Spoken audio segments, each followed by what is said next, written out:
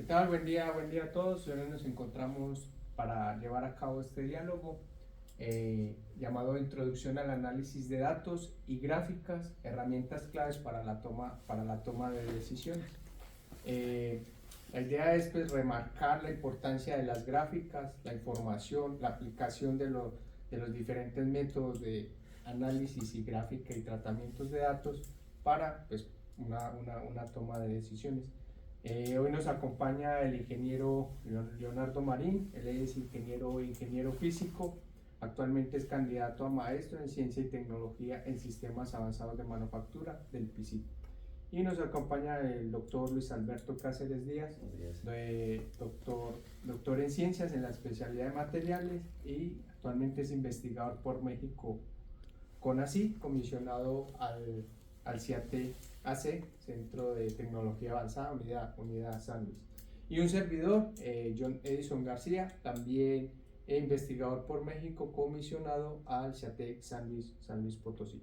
Pues bienvenidos y buen día compañeros. Bueno, pues para empezar a abordar este tema, pues la pregunta inicial sería, pues, ¿qué es un dato o cómo lo podríamos definir a grandes rasgos? Muchas gracias. Sí, buen día. El tratamiento y análisis de los datos y gráficas es importante recordar de dónde viene toda esta definición. Los datos son un conjunto de números o símbolos o algunas representaciones que me dan información de algo, que tienen algún valor, tienen algún significado, alguna característica. Estos datos, cuando se ordenan de alguna forma estructurada, de alguna forma adecuada, constituyen lo que es la información. Y esta información me permite a mí entonces concatenar datos o sumarlos o organizarlos de alguna forma, ¿no?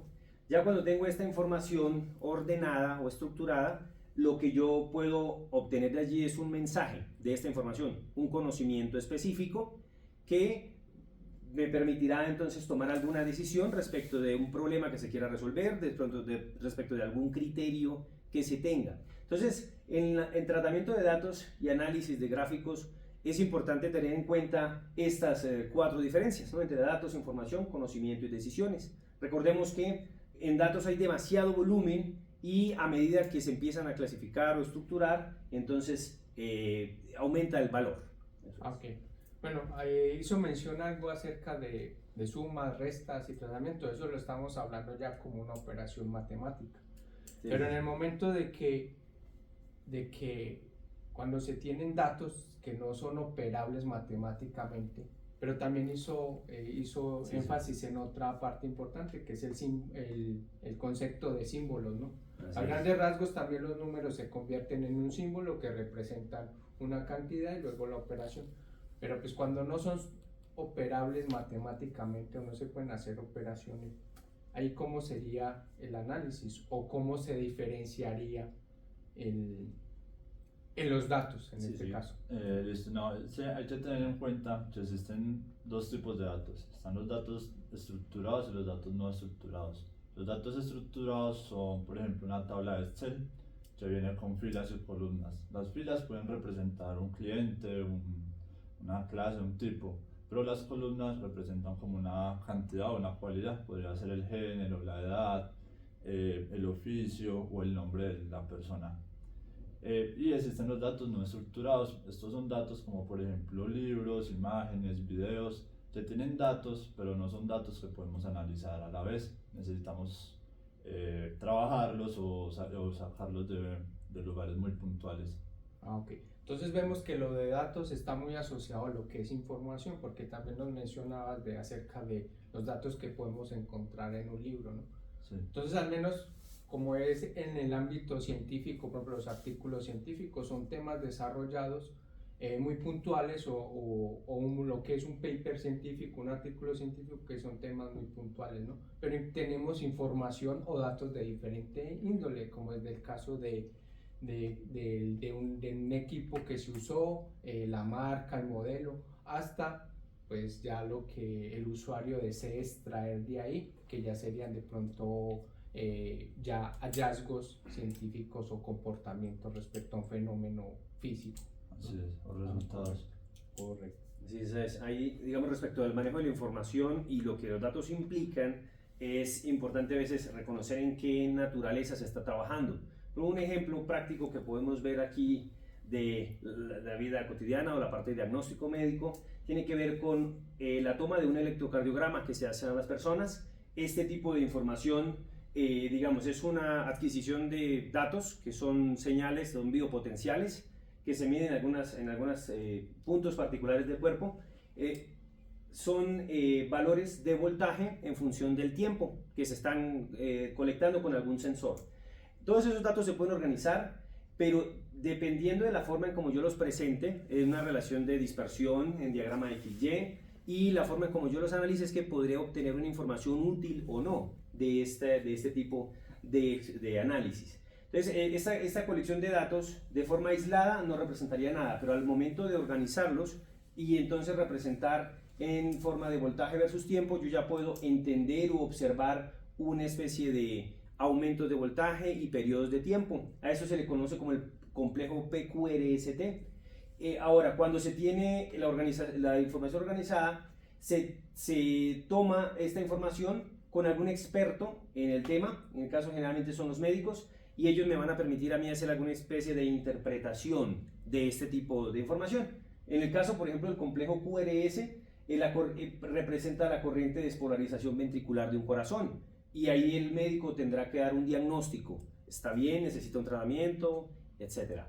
Ese es como la manera de aplicación. Bueno, entonces hablaba acerca de una magnitud física, ¿no? Que es el comportamiento del corazón, y que esa magnitud física es medida en milivoltios en este caso, ¿no? Sí. Entonces, eso estamos hablando que son unidades, ¿no? Son unidades de medida.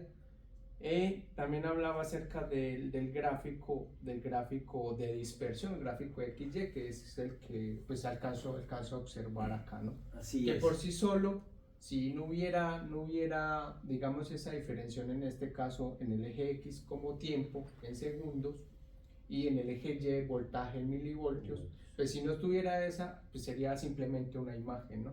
Entonces sí, ya acá se empieza a convertir en lo que es una gráfica, ¿no? Así es. Algo importante es incluso, en este caso, pues las unidades de medida, no estamos hablando de segundos, pero ¿qué pasa si las agrandamos, las hacemos más pequeñas? O sea, no es que dilatemos el tiempo, ¿no? Pero que cambiemos la unidad de medida, ya sea, en este caso el del tiempo, no sea minutos o a horas, a días, sí, y el voltaje y lo de milivolts a una escala diferente, ¿no? Estaríamos hablando de escalas y dispersión. Ahí relacionado con lo que comentaba el ingeniero Leonardo respecto de la clasificación de los datos, también me permite a mí entender la naturaleza del fenómeno que estoy midiendo, los valores o propiedades que yo esté estimando, es considerando la magnitud física. La magnitud física en este caso es el voltaje y me habla de esos biopotenciales que se están tomando, que es la respuesta eléctrica del corazón. Y en cuanto a unidades, me habla entonces en qué sistema de comunicación yo estoy hablando. Un sistema internacional de unidades, un sistema absoluto, que es el caso de volts. Y en cuanto a los prefijos, me explica a mí sobre el tamaño de esa medida, la escala de la medida, que en este caso serían milivoltios, del orden de 10 a la menos 3. Y ahí la diferencia, si yo tengo una medida de 10 a la 12, ¿sí? de gigas, de megas, de teras, voltios, estaría hablando de otro tipo de fenómenos de magnitudes, como un generador eléctrico o así. En este caso, okay, por eso es importante los prefijos. Ok, los prefijos, entonces nos ubican en la imaginación, incluso el tamaño espacial, que podría ser incluso tratarse de una máquina, pero en este caso pues, la gráfica es representativa. Sí, sí. Pero entonces, para eso pues hay que tratar los datos, ¿no? Para llegar a una gráfica, eso. ¿Cómo haríamos ese trato de datos? ¿Sería escribiendo ABAP o cómo sería softwares o cómo sería en este caso? Bueno, depende de la cantidad de datos, perdón, sí, que estemos manejando y de su naturaleza. Por ejemplo, si son datos científicos como datos que vienen del área de la salud, de la biología, sociología o estudios de mercado, son, digamos, datos pequeños o poquitos, se pueden trabajar en programas como Minitab, en SSS o el IBM. Este nos permite trabajar con datos donde no es necesaria una interacción o réplica en sus datos,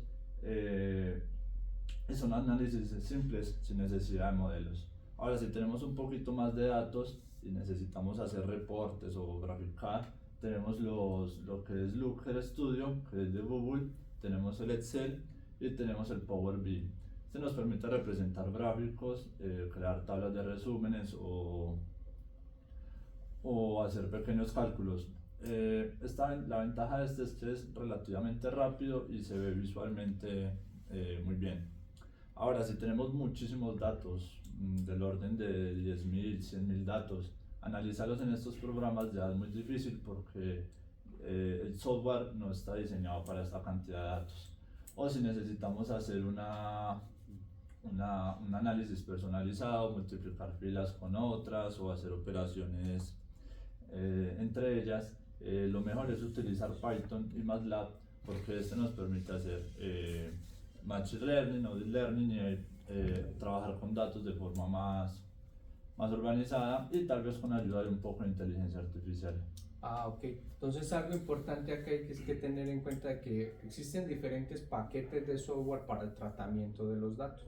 Solo hay que tener en cuenta es, bueno, una vez analizados, estructurados, clasificados, ¿no? Las limitaciones, bueno, más que limitaciones, los alcances que tiene cada programa, ¿no? Sí, así es. Por ejemplo, Excel tiene una cantidad limitada de filas. En este momento no recuerdo la cantidad, pero es una cantidad limitada.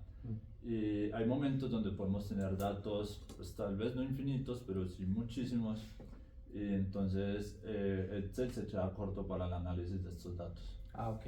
Pero entonces cuando hablamos en cantidad de manejo y eso, entonces los métodos de graficación, ¿cómo serían en ese sentido? Acá ya los tratamos, pero en cuanto a los métodos de graficación, ahí hay algo importante que tener en cuenta y es, ya clasificando los datos y entendiendo la naturaleza, como lo menciona Leonardo, hay que tener en cuenta algunos factores como son las escalas, por ejemplo en la interpretación de datos, las escalas que tienen que ver con el tamaño cuando yo represento mi gráfica. Hay escalas lineales que me permiten a mí representar en el plano algo que coincide con lo que es real. En este caso sería unas escalas 1 a 1 y se utilizan mucho en representación de planos arquitectónicos, bueno. Y las escalas no lineales que tienen que ver con reducción o ampliación, y es cuando yo quiero plasmar algo en mi diagrama que tiene que ver con un tamaño mucho más grande, ¿no? En relaciones de 1 a 50 y así. Pero aparte de esto de las escalas que tienen que ver con tamaño, también me interesa ver cómo es la interrelación entre variables. La variable dependiente, la variable independiente, lo que yo quiera comparar. En este caso, me interesa ver es cómo aumentan, cómo se dan estos aumentos en variables. Para eso utilizamos la escala aritmética en el caso de aumentos constantes. Por ejemplo, la escala aritmética me permite ir de 0 a 1, a 2, a 3. Vemos que el delta o el cambio en cada caso es 1, es un valor constante. Y ese me permite a mí graficar fenómenos que cambian de forma similar, ¿sí? En orden de magnitud, en tamaño. En cambio, cuando hay fenómenos muy abruptos, como es el crecimiento de bacterias, como es el caso del contagio por COVID en el 2020, tenemos entonces que a medida que pasa el tiempo, por ejemplo, muchas más personas se van contagiando de COVID o muchas bacterias van creciendo. Entonces la cantidad de población infectada o la cantidad de bacterias es mucho mayor en comparación con el cambio en los días, por ejemplo, si es en función del tiempo. Para eso yo utilizo la escala logarítmica. Así es, entonces ese tipo de escalas y también el tipo de gráficos que yo puedo utilizar. Necesito ya conocer los datos y ver si puedo hacer gráficas de dispersión, si me conviene más representar los resultados o las conclusiones en forma de histogramas, gráficos de barras, hay pastel y en fin, hay múltiples representaciones.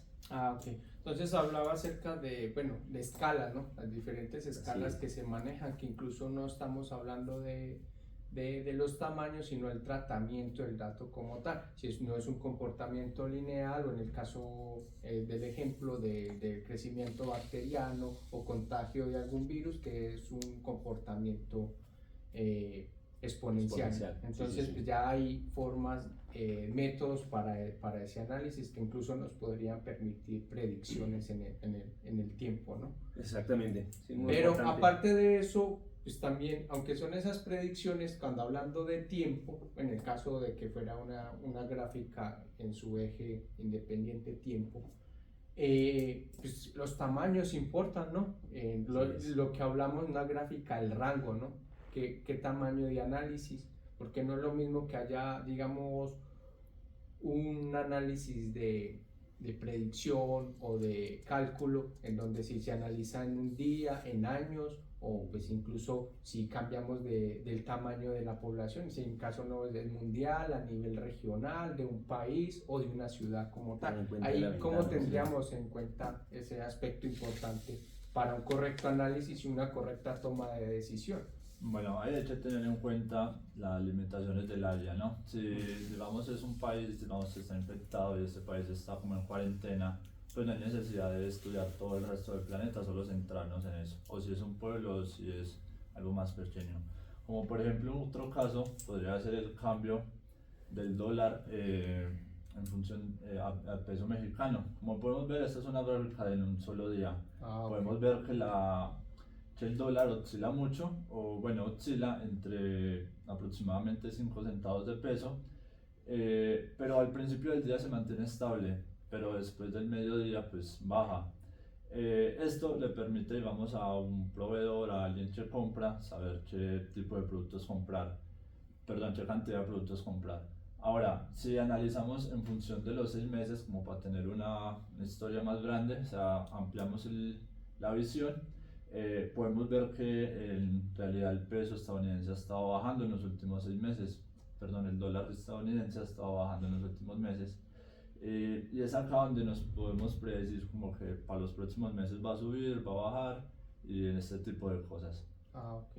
Entonces, pues ahí podemos resaltar algo importante, lo que parecía una caída en el diario, analizado en horas, pues vemos que en realidad, y una recuperación, vemos que en realidad acá se convierte en una tendencia cuando cambiamos la escala a meses, ¿no? A meses. Y pues en una toma de decisiones, pues esto sería importante. Bueno, obviamente si no está metidos muy en la parte económica y bolsa de valores, pero por ejemplo me alcanzo a imaginar una empresa que compre insumos en el extranjero, pues la moneda a pagar es en dólar. Entonces esto podría ser para tomar una decisión en que al menos o en qué hora del día o incluso en qué mes comprar sus insumos y hacer una planificación.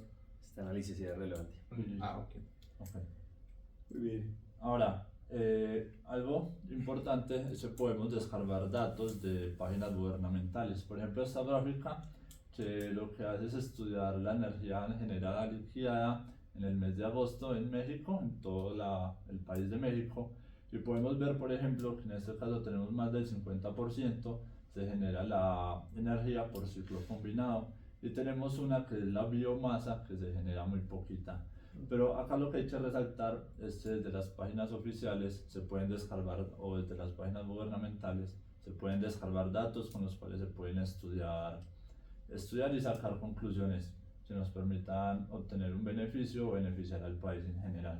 Esta gráfica la realizaste tú con una base de datos que tomaste. Así es, esta se descargó desde uno busca en internet así tal cual datos de energía en México, y desde las páginas oficiales como el SENACE se descargan los archivos de Excel, es no abrirlos, tratarlos y graficarlos. Ok, entonces acá vemos como un claro ejemplo de lo que es, digamos, todo lo que hemos venido hablando alrededor. Se extraen los datos, pues bueno, ya estaban los datos organizados, en este caso organizados por filas y columnas. Así es. Y que ya el tratamiento posterior es conforme a lo que se quiera buscar o la información que se quiera extraer, ¿no? En este caso, pues bueno, supongo que los datos por sí solos no te dicen algo, pero una vez lo pones en esta forma de graficar un pastel, pues yo a grandes rasgos puedo ver que la mayor energía que se produce en México es por ciclo combinado, que estamos hablando alrededor del 58-59%, y pues ya por la biomasa pues es algo relativamente bajo respecto a ese valor. Así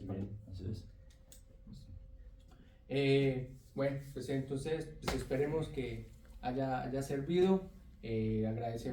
Agradecemos nos estén visualizando, le agradecemos al ingeniero José Leonardo, le agradecemos al doctor Luis Alberto por estar acá en este Muchas gracias. conversatorio. Muchas Y gracias. hasta luego, sería todo de nuestra parte.